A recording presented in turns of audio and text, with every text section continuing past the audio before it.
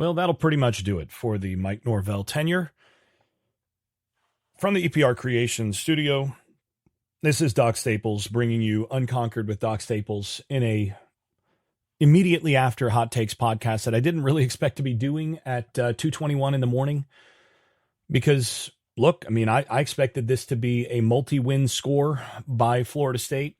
Not because Florida State's played especially well, not because they've been a good team this season after that Alabama game, but because this Stanford team was really bad when I reviewed them. And this is a team you have no business losing to. And I almost said this in the pregame, in the preview, that and I I'd been in text threads with people where I had said it, where you lose to this Stanford team and this is tarmac firing territory. And well, yeah.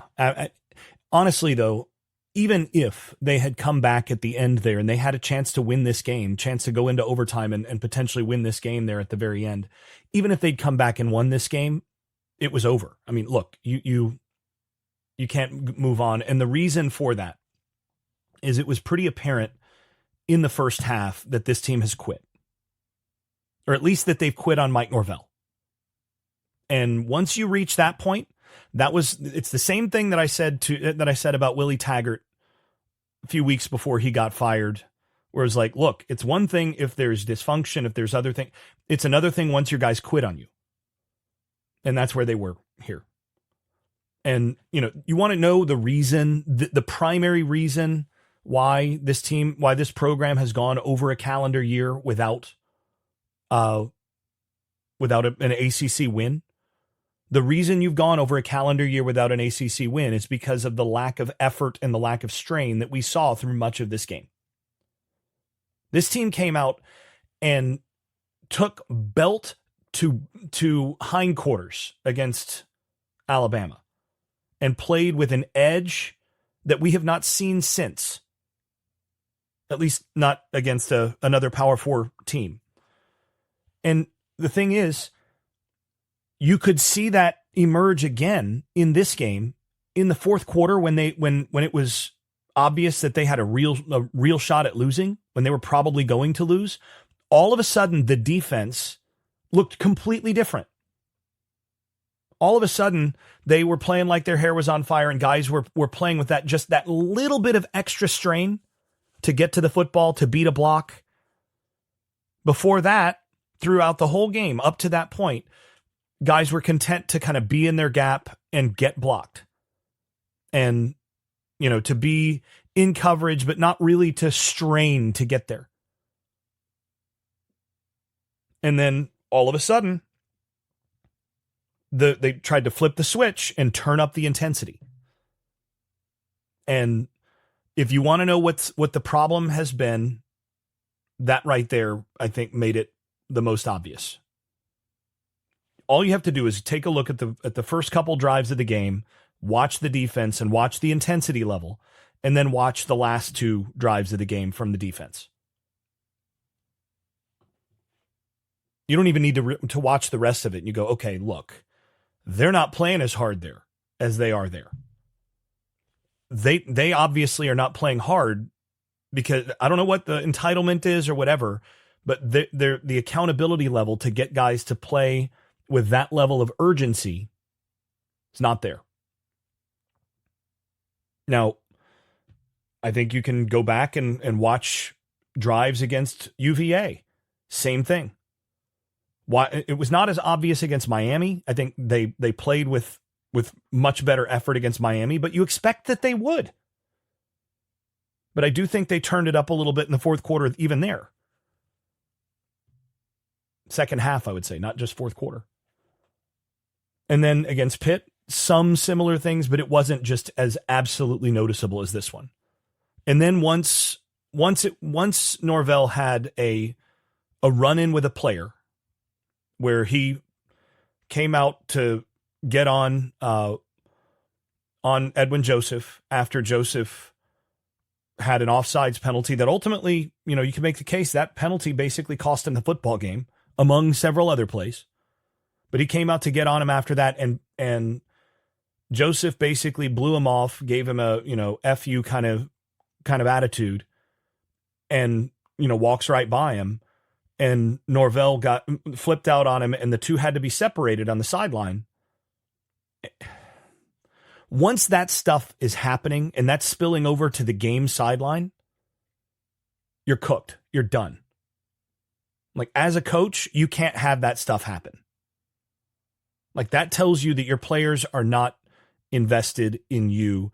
That tells you that the buy-in is not there. When you have a healthy program and you have a healthy head coach who has the respect and the trust and the buy-in of his players, when he goes out there and he gets on somebody, that player, the head goes down. Yes, coach. Sorry, coach. Because that guy doesn't want to disappoint the guy that he cares about, that he knows cares about him, that there's trust built, that there's accountability in place.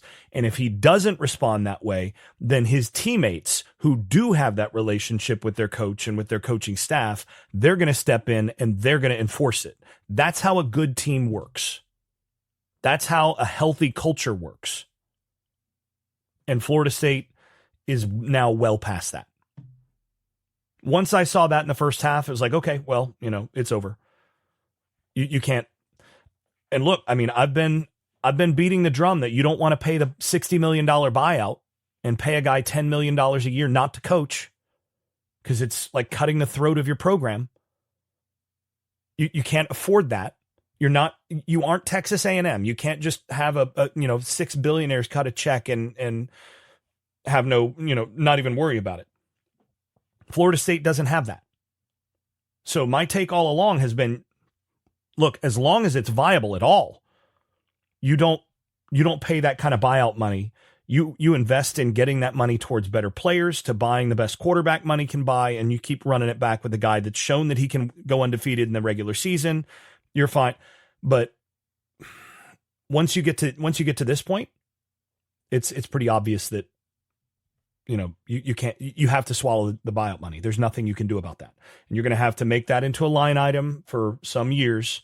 You're going to have to essentially add that to your debt, essentially, which you've got a bunch of, and you're going to have to go out and find somebody else. I mean, that's it. So, I've fought that fight in terms of, you don't jump the gun. You don't just swallow buyout money because people are upset because you've lost some games. And look, you can explain a loss to a top 5 Miami team, even though I don't think that's legitimately a top 5 Miami team. I think they're more like a top 10 or 15 team. But you can explain that loss in a rivalry game. Fine, okay. You can explain a road loss on a Friday night at Virginia, a really good Virginia team that has a legitimate shot at going to the playoff.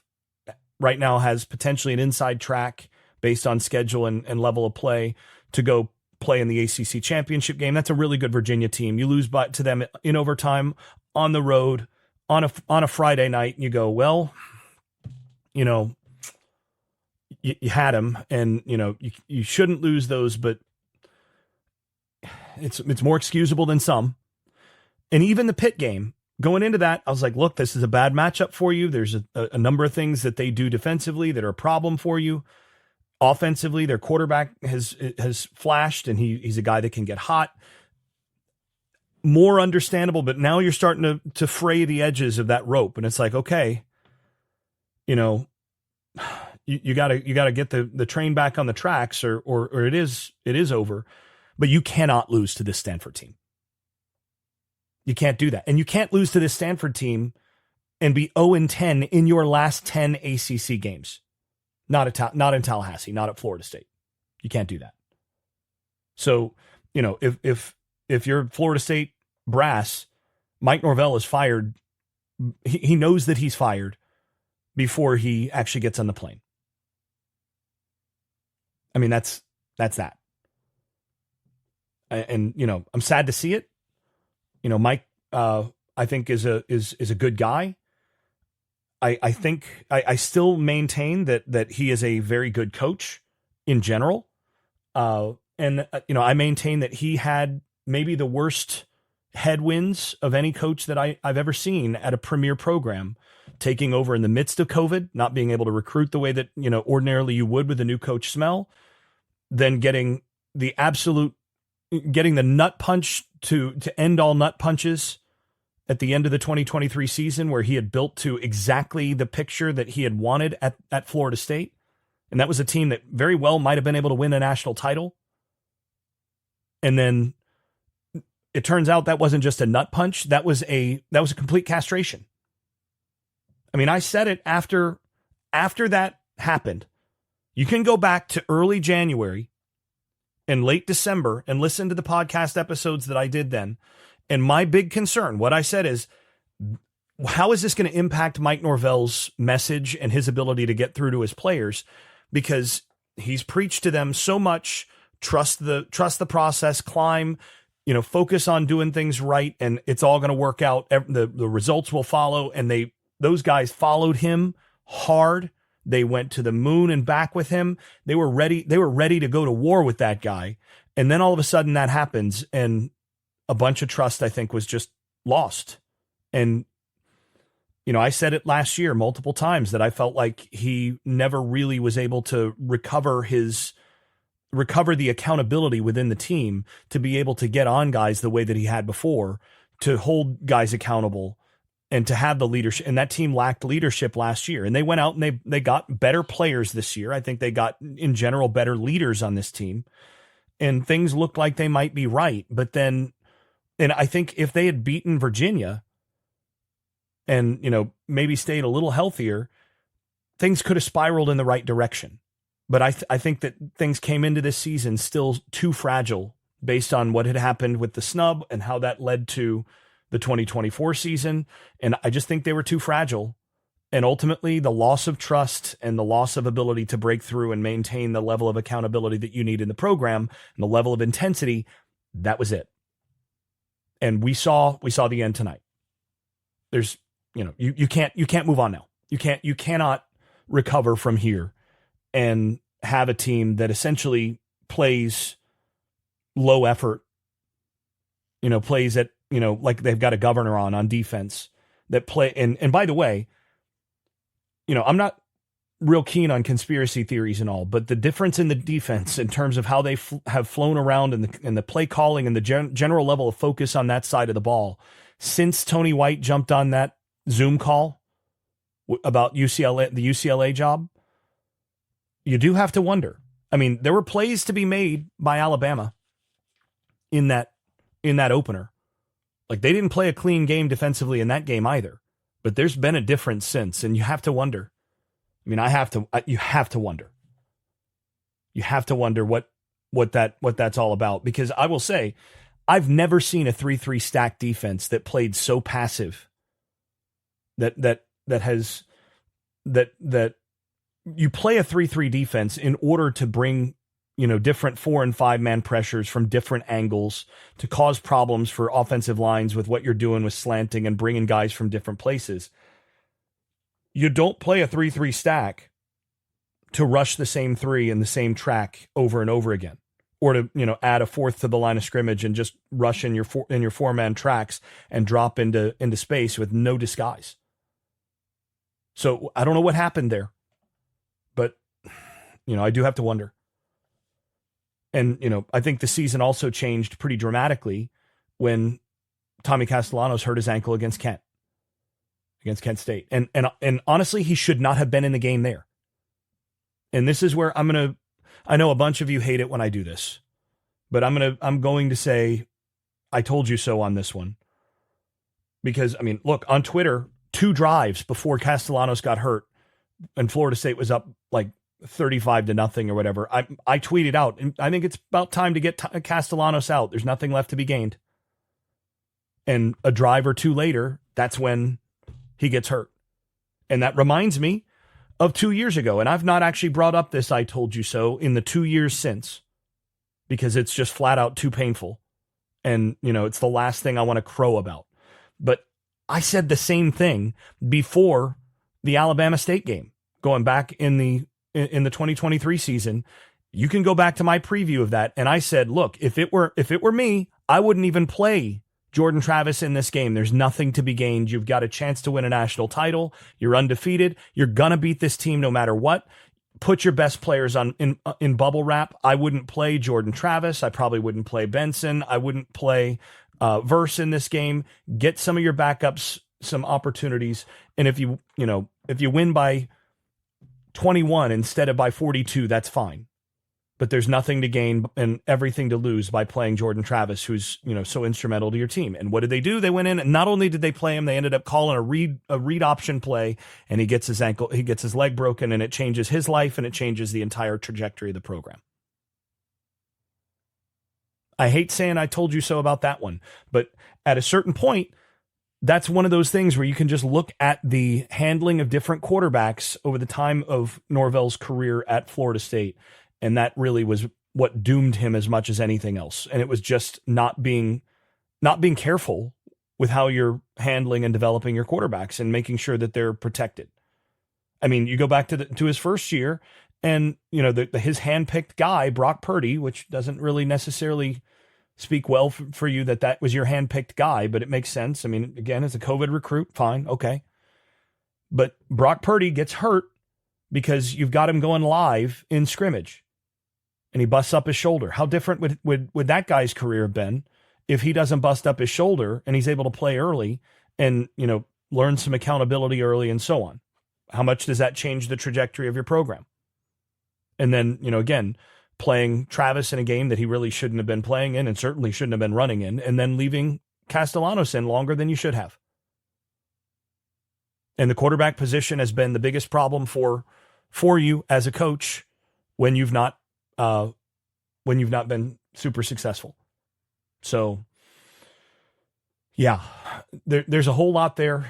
Like I said, there's no chance that you can move on from this. And ultimately, I did not want to be wrong on this. I wanted to be right. I wanted Mike Norvell to last. I root for good guys. I want people that I think are actually legitimately good men in general to do well. Now, is Norvell, guiltless in all things character-wise and such? No. I mean, and ask around about trying to get guys to play injured. That sort of thing. I mean, yeah. That said, I mean, welcome to college football, but you want the coach of a program that you're invested in some way to be a high character individual, and you don't want guys to just kind of get screwed who are high character in general. And I'm sorry to see it not work out for Norvell. I'm sorry to see it not work out for Florida State in that regard. I mean, this puts Florida State in a very, very tough position, because now you're going to have to pay enormous amounts of money for someone not to coach again. And, you got to look at Alford and say, why in the world are you signing a contract with $10 million guaranteed per year? I get that it's after 2023, but you're Florida State. First of all, you shouldn't have to do that. Second of all, you don't have the budget to do that. And whatever contract gets signed next by whomever does it needs to be friendlier. And the fact of the matter is, you're Florida State. Any coach who is really interested in coaching at Florida State needs to understand that, it's Florida State. You can win at Florida State. You should win at Florida State. The brand is the brand. There's a standard and a capacity to win at Florida State that most programs don't have. So Florida State shouldn't have to pay $11 million to get a guy like a Curt Cignetti, like at Indiana. You shouldn't have to do that, because what you're saying is look, we don't need to make that guarantee, because if you're any good, you're going to win here. And the next coaching contract needs to be what I would advocate is a relatively low buyout and push that. But we're going to pay you absurd amounts of money if you succeed. We're going to put some big bonuses in there. You win a national title, you get an extra $10 million bonus. We'll pay you $6 million, we'll go $7.5 million a year for your base level. But you'll get an extra $10 million if you win a national title. You'll get an extra, and these aren't additive on top of each other, but an extra $5 million to win the ACC, an extra $2 million that'll take you to $7 million if you make the college football playoff, and another $5 million if you win the thing. Make it so the upside is too good to turn down the job. Don't sell security. Sell the upside to a guy who's hungry and wants to come in and win. That's what you need to do. And look, anybody who has the ear of the decision makers on this, you need to take this to them and you need to say, this is what you do. Don't sell security. Sell that this is Florida State. If you can come here and win, you're going to make more money than any other coach in the country, because it's going to filter down to the whole program. That's what you do. You don't pay out for base pay. You don't pay out for huge bonuses. What you do is you build it in that if you succeed here, you're going to make a lot of money. So, are you good enough to come here and do that? That's what I would want. That's what they should do. But Alford, there's been enough mistakes that Alford really needs to be examined, not just for that, but for a number of other things. But like I said, this was the end, and it wasn't even about the outcome of the game. That was a big part of it, but it wasn't about the outcome. It's about the how, and it's about what the signals are when it's over. And, I didn't want this to be the case. I've been very clear about that. I don't like having to swallow buyout money for any program. But I was wrong that it was not going to end here. Just period. I thought there was a chance to salvage it, but ultimately they just were not able to salvage it. And so in that sense, absolutely wrong. It's a place where I'm not happy to be wrong for lots of reasons, in addition to just not liking to be wrong. But at this point, that's where it is. So then, where to from here is the next question, because Florida State's going to have a different head coach next year. So where do you go from here?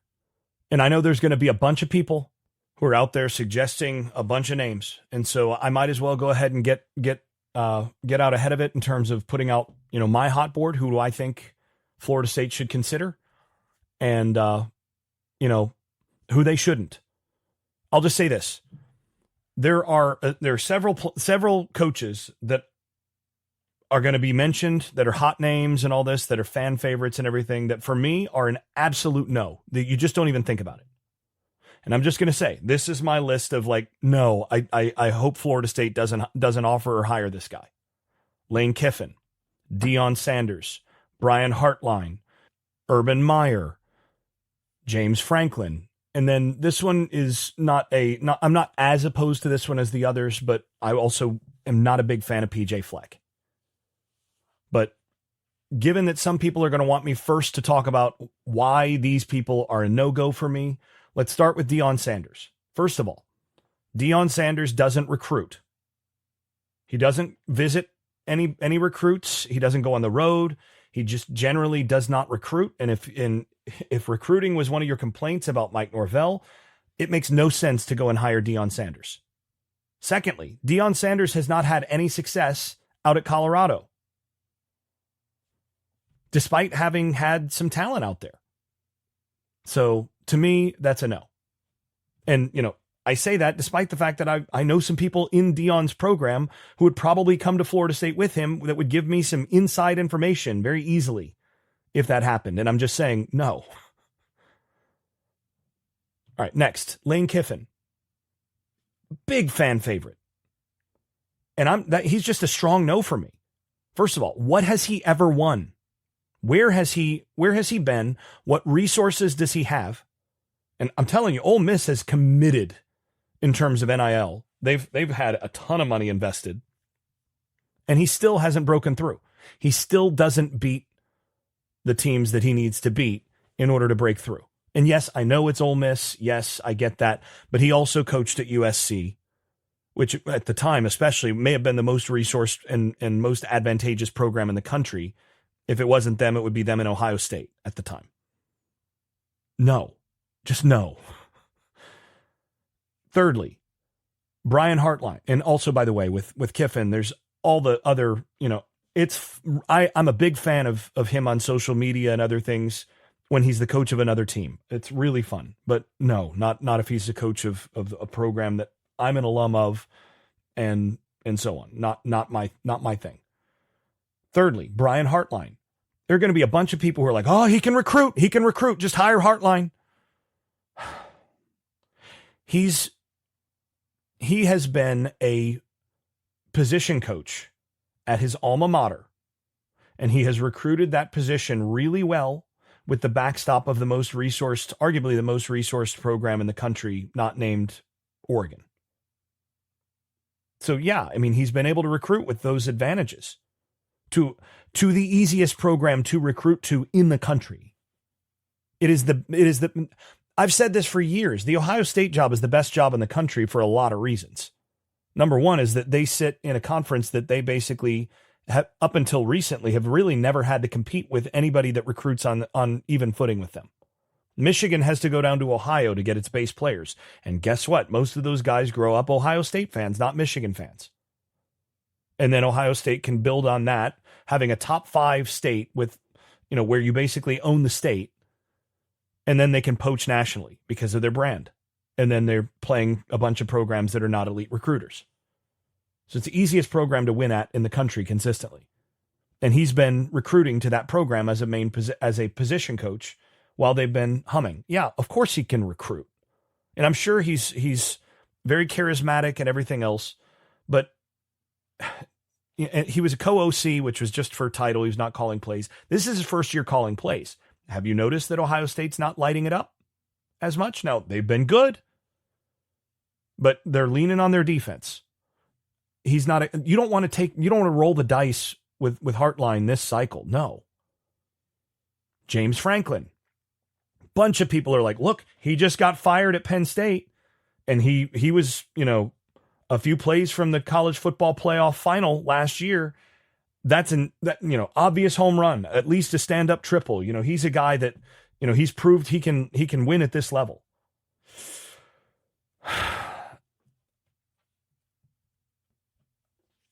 It's hard to really get into it completely here, but let's just say I do not think Franklin would be a great fit in Tallahassee. You're talking about someone who is super buttoned up. Actually, let's take a step back. I'm a strong believer that programs have certain DNA. That you need to hire a coach that has DNA that lines up with the kind of DNA that your program has, especially in elite programs. And that if you mismatch the kind of coach that you have to the kind of DNA that your program has, it's not going to go well. And this is something that, off the record, during the off season and some of the message threads and things that I'm involved in, not recording, this is something that I've has come up about Tony White. On the one hand, you like the commitment to physicality and all of that you heard about in camp and that you heard and that you saw against Alabama. On the other hand, this is something Charles Fishbein, for example, and I have talked about. I just don't think that a spot drop heavy zone scheme really fits the culture at Florida State with a bunch of Florida athletes. Asking guys to play off and react with their eyes to the quarterback and all that. It's a defense that can work, but is it Florida State's defense? Is it the culture of Florida State football? Because to me, the Florida State DNA, as much as anything else, the Florida State DNA goes back to essentially the kind of program that Bobby Bowden and especially Mickey Andrews built. And that is in your face, win one-on-ones, play with an edge, play through the echo of the whistle, work harder and play more physically than the guy across from you and win in those one-on-ones. That's Florida State football. It always has been. At least as long as I've been alive. As long as I've paid attention. And so, to me, if you're going to play Florida State football, you need to have somebody that's going to have press corners more often than not. Get up in their face. You're going to play more one-on-one type stuff and be downhill in the box and play that kind of aggressive defensive approach. And I thought that might be what you're getting with White in terms of up front. The 3-3-5 is really known as something that you can kind of get downhill with different angles and rushing, but they've been so passive and they've just played flat zone behind it That's never been Florida State football. And every time it's been tried at Florida State, it's failed. You can't do it that way. It's just not the kind of players you're getting who come to Florida State for that brand. If I had my druthers, the defense that I would have running in Tallahassee right now would be Pat Narduzzi's defense. Give me a standard 40 front where the ends are going to get upfield and you're going to play physical. You might be undersized at times on the defensive line, but you're going to absolutely kill yourself with effort getting into gaps, trying to cause havoc with those front four, and then basically some sort of, quarters based, ideally cover 7. You don't have to press quarters, but that's what they do. But ideally something that's going to be a lot of one-on-ones where you're going to get up in guys' faces and that sort of thing. And then all sorts of hot pressure and fire zone stuff to go with it, to where you're bringing 6, you're bringing 5, you're going, say, 3 deep, but tight 3 deep, 3 deep, 2 under instead of 3 deep, 4 under, those sorts of things. Getting after people, get the ball out of their hand, and the quarterback's going to be coughing up blood tomorrow. That's the kind of defense that I think is Florida State's DNA. So first things first, if I'm looking for a head coach, one of the things I want to know is culturally, is he going to fit there? The other thing is there are also certain personality aspects that fit certain programs and don't fit at others. And I think this is one place where Florida, for example, made a terrible mistake hiring Billy Napier. Billy Napier is a good man. I know somebody who coached with him, who was on his staff. He had nothing but positive things to say about working with Billy Napier. But Billy Napier is a country boy who is kind of an all shucks guy. And his style of football is to ground and pound and, basically play what Alabama did in 2008. That's not a good fit to go to a Florida Gators program that is the house that Spurrier and then Urban Meyer built with the kind of smarmy, explosive offense approach. You got the smarmy kind of arrogant, at least seeming personality that's up front with you that way. And then you take that offense first, wide open offense approach. That's Florida's DNA. That's just who they are. And then you're going to take that and you're going to hand that off to Billy Napier. That's a mismatch in terms of program DNA. And when they hired him, I said this is doomed from the start. It's just not going to work with him. So I say all that to say that I think James Franklin would be a bad culture match for Florida State, partly because of his offensive approach, where he is as conservative and buttoned up as it gets. They've not been good offensively for years at Penn State, partly because of how puckered he gets on that side. I will say defensively, a little bit better fit, but then other things in terms of behind the scenes, he is absolutely buttoned up. He is paranoid to a fault. And he's somebody that's going to be very quickly someone that the local media and so on are going to come to hate. It's just the nature of the Florida State beat, which is going to require somebody who can actually handle that stuff. That, to me, I just don't think Franklin would be a good fit. Then Urban Meyer, there are people who suggested Urban, and I'm going, no. There are some things that are more valuable than winning. Not a lot of things, but there are some things, and I can only go so far. Urban, for me, is out. And then PJ Fleck, for me, has never been, to me, a guy that would be a fit at Florida State. Again, it's a fit thing as much as anything else. I like a lot about PJ. I think he's a good coach. I think he actually fits better at certain Midwest type programs, though I do think he could probably recruit in the state of Florida. So, take that for what it's worth. But those are all guys on my no list, that many of whom are going to be people that are going to be suggested by others. Those are guys on my no list. You guys will recall from listening to this show that Willie Taggart was a guy that I was not thrilled about when Florida State hired back in 2018. It was not a guy I was real thrilled about then. So he was a pass for me. These guys are the guys that I would pass on that others might be excited about. Now, in terms of guys that I actually would go after, I remain on the Jeff Brohm train in terms of if you could ever get Jeff Brohm to leave his alma mater at Louisville to go to a place where he might be able to win bigger, you make him say no. Now, I think Jeff Brohm says no. I don't think Florida State can pull Jeff Brohm from Louisville, where he and his brother are basically fixtures in that community. They are, they're gods among men there.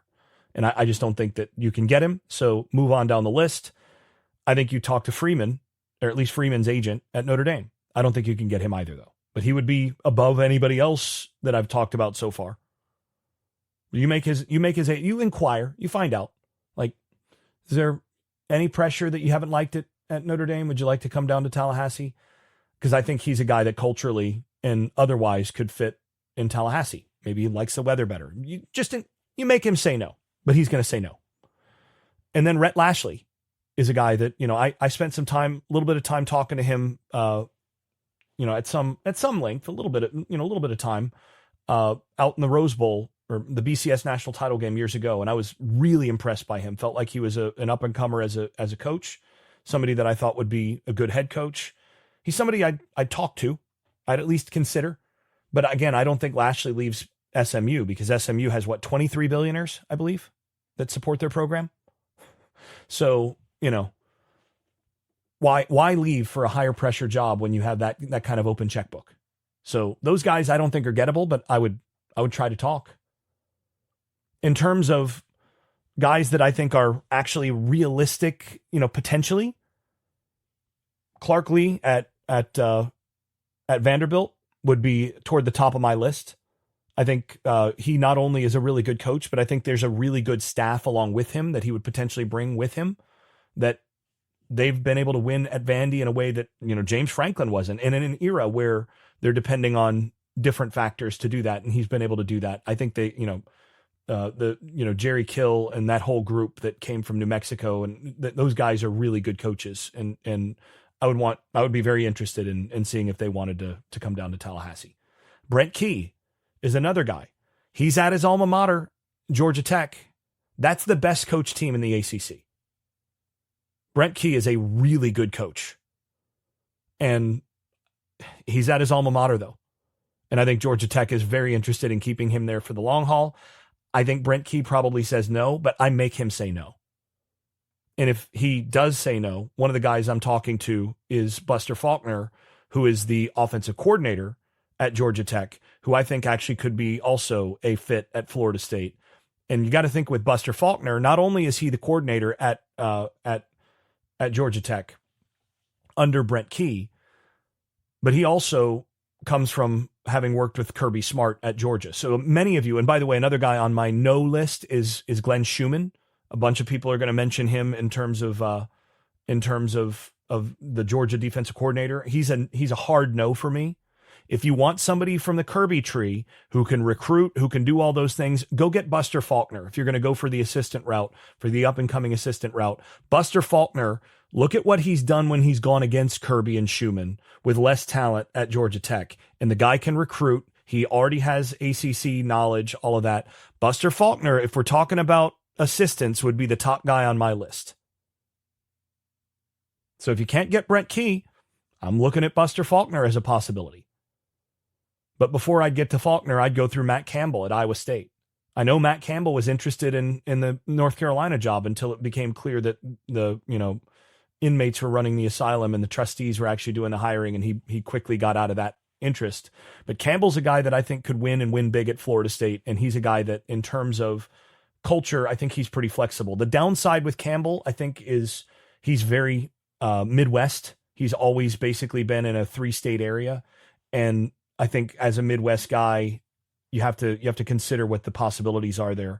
I also have to confess I'm biased because of family connections to Campbell, and I think a lot of him from some of those family connections going back a long time. So, he's somebody that I've long admired. I've talked to, spent time with, and somebody that I think is a really good coach and would potentially do well at Florida State. He would be on my list. Another, and this is what the number 4 guy that I've mentioned, because I'd still have him probably ahead of Buster Faulkner. And some of you will laugh, but I would put Dan Mullen on this list. Some of you will say, well, he got fired at Florida because of recruiting. Okay. But look at the difference of Florida before him and after him, and tell me that the guy can't coach. Look at what has happened right this year.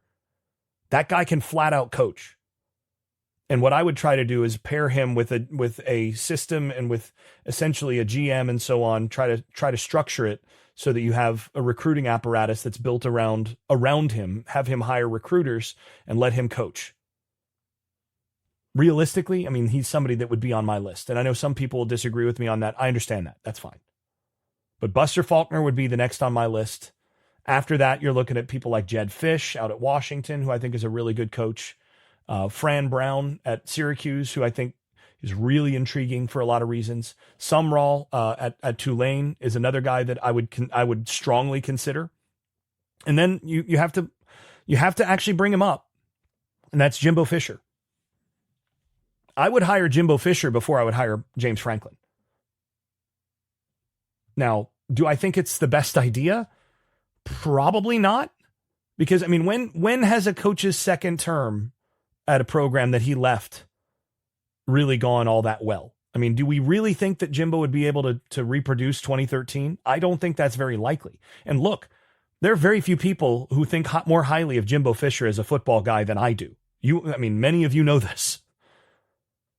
But my question is he still hungry the way that he was when he was young?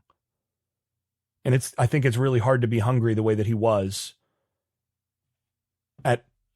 after all that he's been through. And I think you need to hire somebody who's hungry, who has to prove himself. So if Jimbo has that fire where he doesn't just want to coach, he feels like he's got something to prove. If you get Jimbo who has something to prove because he feels like he's been disrespected or whatever, and he can coach angry, okay, now we're talking now. You're going to have good quarterbacks. You're going to have, a whole lot of things, and he can CEO it, but you would want to make sure that he had a wartime consigliere, because he was not the same coach without Monk Bonasort. You're going to have organization around him that's going to work better. And again, I think there's some things to worry about there that would have other guys on the list probably higher for me, even though, again, I mean, you're not losing 10 ACC games at Jimbo Fisher, not in a row.